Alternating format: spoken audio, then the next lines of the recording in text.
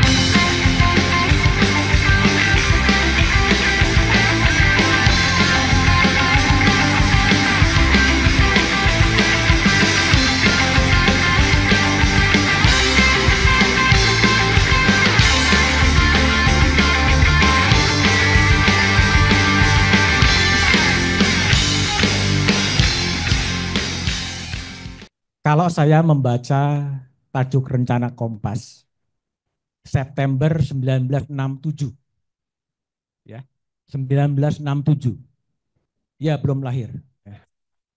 Saya juga 3 tahun, tapi saya banyak membaca soal itu. Judulnya adalah pencoleng-pencoleng ekonomi, ya, pada waktu itu. Isinya apa? Korupsi itu bukan untuk didiskusikan,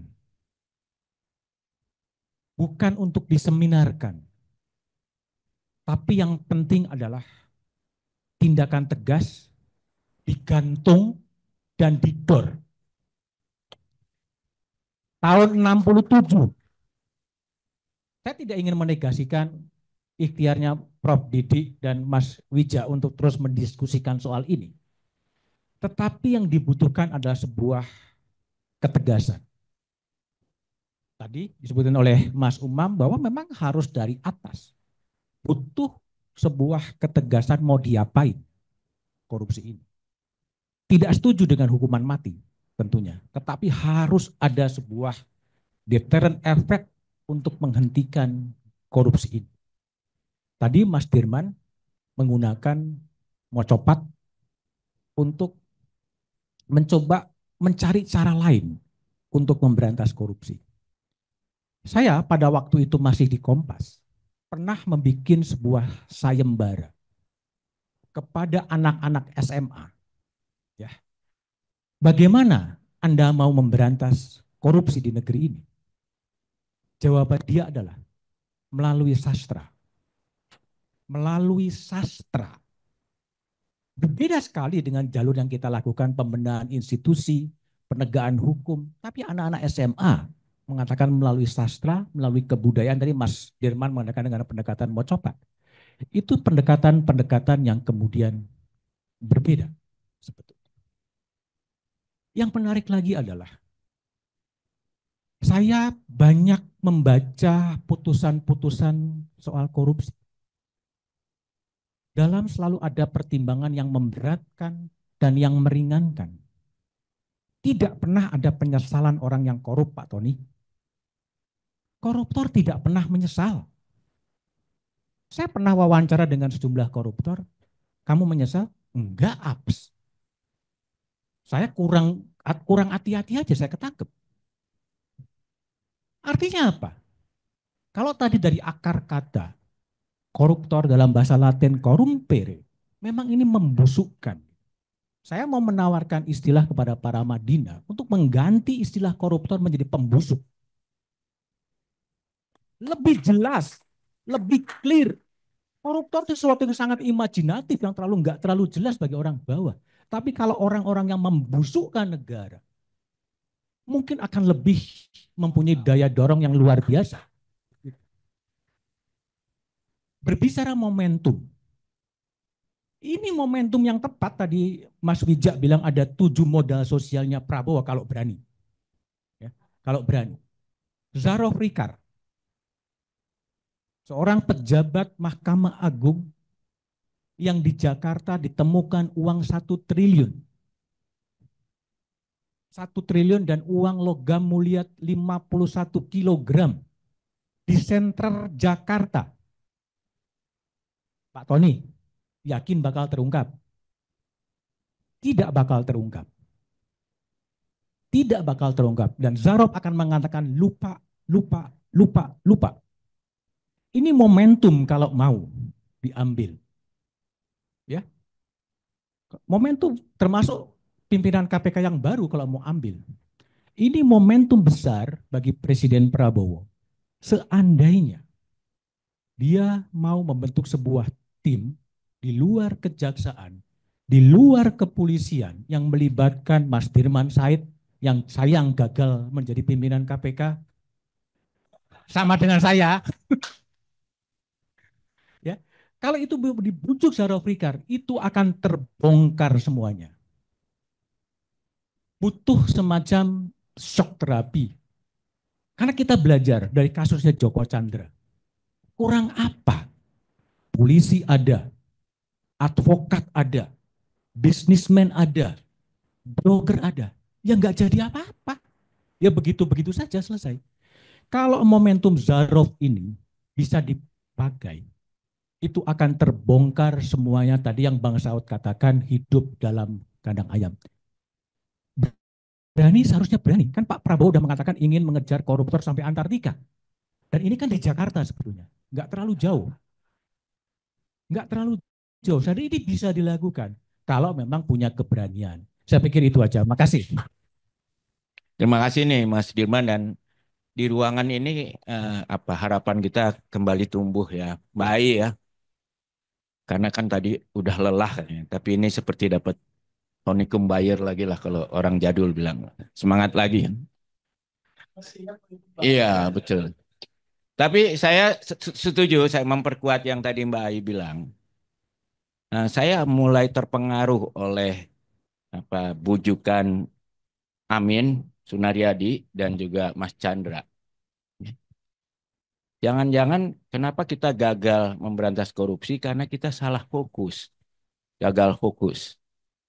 Jadi kalau kita perhatikan di seluruh dunia termasuk di PBB, itu pasal-pasal anti korupsi itu nggak ada kerugian negaranya. Tidak ada. Kalau Singapura malah sederhana. Pokoknya suap lah. Ya, walaupun suap tidak harus berupa uang, bisa layanan seks, bisa pinjemin pesawat terbang pribadi, bisa macam-macam ya. Sedangkan kita tuh sudah lebih dari 50 tahun ya, kita tuh fokusnya selalu pada kerugian negara. Dan yang diceritakan oleh Mas Chandra itu betul-betul membuka mata saya. Dulu terus terang saya termasuk yang di tahun awal-awal reformasi sama ditarik sama Sudirman Said ini, semangat ini korupsi penyebab kerugian negara. Jadi fokus semua. Bahkan kalau nggak salah di STAN pun ketika menjadi audit suruh cari korupsi, fokusnya pada kerugian negara kan. Sehingga seorang Amin Sunaryadi yang menulis buku strategi anti korupsi nasional bersama teman-teman di STAN ya kebanyakan waktu itu, fokusnya pun pada kerugian negara. Setelah diperiksa ternyata penyebabnya ini sederhana. Sebenarnya penyebab kenapa kita fokus kerugian negara ini gara-gara Jenderal Nasution menurut Chandra ya. Jadi apa, Nasution waktu itu kesel karena waktu ingat kan waktu setelah KMB kan Indonesia sama Belanda tadinya berbaik ya. Tapi kita ada bibit permusuhan karena waktu itu Belanda bilang saya akui Indonesia merdeka tapi Papua nanti dulu ya tahun depan. Ternyata tidak, Belandanya nggak mau serah-serahkan Papua, akhirnya berantem lagi kita dengan Belanda, dan sebagai konsekuensi dari itu maka seluruh perusahaan Belanda dinasionalisasi oleh pemerintah Indonesia. Tentu kalangan pengusaha yang nggak suka dinasionalisasi cari akal gimana supaya tidak nasionalisasi. Jadi saya ngebayangin kalau waktu itu Bung Kevin ini adalah orang yang punya perusahaan besar di Indonesia mau dinasionalisasi, sebelum nasionalisasi dia kontak saya. Gimana kalau kamu beli saham perusahaan saya 100%? Wah, saya nggak punya uang, saya bilang. Oh, tenang, kamu bikin aja surat utang. Ya, jadi saya utangin kamu beli dengan uang itu perusahaan saya. Udah kan? Jadi saya nggak ngerti bisnis. Oh nggak apa-apa, nanti saya yang jalanin. Tapi ini punya kamu. Nanti kamu saya gaji. Nah dengan upaya seperti itu, tiba-tiba Jenderal Nasution dan teman-teman di tentara terutama dan juga para aktif politik kaget. Kok banyak orang yang saya kenal miskin tiba-tiba jadi kaya raya. Padahal tidak kerja. Sementara kita mau sita ini barang-barang untuk negara, nggak bisa disita karena ini bukan punya orang asing. Apa yang dinasionalisasi? Ya kan? Maka keluarlah peraturan yang dibikin oleh penguasa perang. Yang intisarinya kalau ada orang kira-kira kaya mendadak dengan cara-cara curang, itu bisa disita. Awalnya bukan pidana, pokoknya pakai kekuasaan aja. Tapi belakangan diperbaiki dengan undang-undang menjadi apa? Secara curang, secara pidana. Dan kita ternyata selama berapa tahun kemudian kan Pak Harto kan bikin tuh apa Komisi 4, Komisi Wilopo, Opstip, apalagi tuh macam-macam. Semua fokusnya pada kerugian negara. Dan ternyata gagal sehingga terjadi reformasi kan. Kita semua semangat. Lalu kita kembali mengulangi kesalahan yang sama, fokusnya pada kerugian negara. Akhirnya yang terjadi sekarang 25 tahun kemudian pasal ini membuat Partai Coklat berkuasa.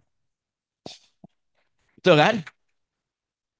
Ya. Jadi kita akhirnya membuat teman-teman yang kita dirikan dulu sebagai lembaga independen untuk memberantas korupsi, yaitu KPK, mohon maaf, sekarang kan sarang koruptor. Bagaimana nggak kita sebut sarang koruptor? Uang 74 meres tahanan, 66 terbukti, hanya diberhentikan. Ini kan korupsi, harusnya dipidana. Kan ini sudah menunjukkan itu adalah sarang koruptor yang melindungi para koruptor. Jadi akhirnya pasal kerugian negara ini menyebabkan berkuasanya Partai Coklat dan dikuasainya KPK oleh Partai Coklat juga. Terbukti kan sekarang ketuanya Partai Coklat juga. Jadi kita mau apa gitu? Nah, ya kita harus berani dong. Kalau anak muda dulu berani lawan ABRI, masa sekarang nggak berani lawan Partai Coklat? Iya kan? Betul kan? Siapa yang nggak berani lawan Partai Coklat sini? Tunjuk tangan. Partai Coklat itu apa? Saya nggak definisikan kan? Nah, ya. Tapi gini, Partai Coklat itu penting ya. Kalau definisi Partai Coklat adalah aparat penegak hukum. Kalau dalam bahasa Inggris disebutnya polisi adalah the thin blue line yang membedakan antara barbar dan peradaban. Jadi godaannya adalah akan selalu seperti pagar. Kalau kita nggak jaga, dia malah menjadi wajah dari barbar itu sendiri. Jadi menurut saya memang saya setuju lah. Yang pertama sederhana aja. Pertama adalah untuk ngadepin korupsi ini kita harus beresin aparat penegak hukum, polisi, jaksa, pengadilan. Itu nomor satu lah. Kalau bikin KPK jilid 2, udah targetnya hanya itu aja, nggak ngurus yang lain. Kita dulu bikin kesalahan, pokoknya bersihin aja itu. Bikin satuan khusus kalau Prabowo mau hanya membersihkan APH. Tadi pintu masuknya ada. Ya. Apakah perlu seperti Michael Savlisky di Georgia, satu-satunya yang berhasil membereskan polisi dalam waktu singkat adalah Georgia karena dia praktis memecat 80% kali dari polisinya, lalu ngangkat polisi yang gajinya 20 kali lipat lebih tinggi, tapi setelah itu tidak ada toleransi. Dan menurut saya kita nggak kekurangan polisi, karena kalau saya lihat Pasti kalau kita berhadapan sama polisi, polisi bilang, kita tuh jumlah polisi per 100.000 penduduknya rendah di dunia. Tapi kalau Anda jalan agak sedikit keluar dari kota, sebenarnya polisi itu hanya diperlukan kelas menengah. Orang kelas atas punya satpam sendiri yang kadang-kadang lebih berkuasa dari polisi. Coba aja Anda ke SCBD itu. Satpamnya lebih galak dari polisi. Ya kan? Orang kelas bawah tidak ada polisi, jadi dia bikin ronda sendiri giliran. Yang perlu polisi itu kita-kita nih, karena nggak punya waktu untuk ronda, nggak punya duit buat bayar satpam. Ya kan? Jadi polisi itu kita perlukan untuk kelas menengah aja, nggak banyak jumlahnya, tapi gajinya harus besar. Kalau ada partai coklat yang protes di sini, saya sederhana aja deh, urusan SIM aja deh. Saya tantang Anda semua, ambil SIM, ikut ujian. Kalau bisa lulus, apalagi lulus pertama kali, udah deh. Anda tuh pasti kalau lulus dikenal sama polisinya. Jadi polisinya takut. Tapi kalau nggak kenal, kan itu kalau aman, suruh anak Anda yang udah nyupir betul, atau bahkan supir saya pernah coba supir saya, udah puluhan tahun nyupir. Suruh ikut, karena dia telat, ikut lagi dari awal. 3 kali nggak lulus. Saya bilang saya nggak mau bayarin. Kamu mau kursus apa saya bayarin. Tapi nyogok nggak bayar. Akhirnya dia diam-diam bayar sendiri keempat kali. Bayangin ini orang yang udah, saya sampai penasaran. Saya akhirnya bilang, tolong dong di foto itu ujiannya kayak apa. Ya gimana ditanya pasal berapa yang menyatakan kalimat begini. Apa urusannya sama nyupir gitu loh. Iya kan? Ditaruh turunin tim KPK. Selama tim KPK duduk, tahu nggak apa yang terjadi? Yang nggak lulus tuh numpuk. Sampai begitu banyak, akhirnya ketika KPK-nya lagi reses, semua yang nggak lulus itu dilulusin aja. Nah, ya, apakah petugas KPK-nya ketipu?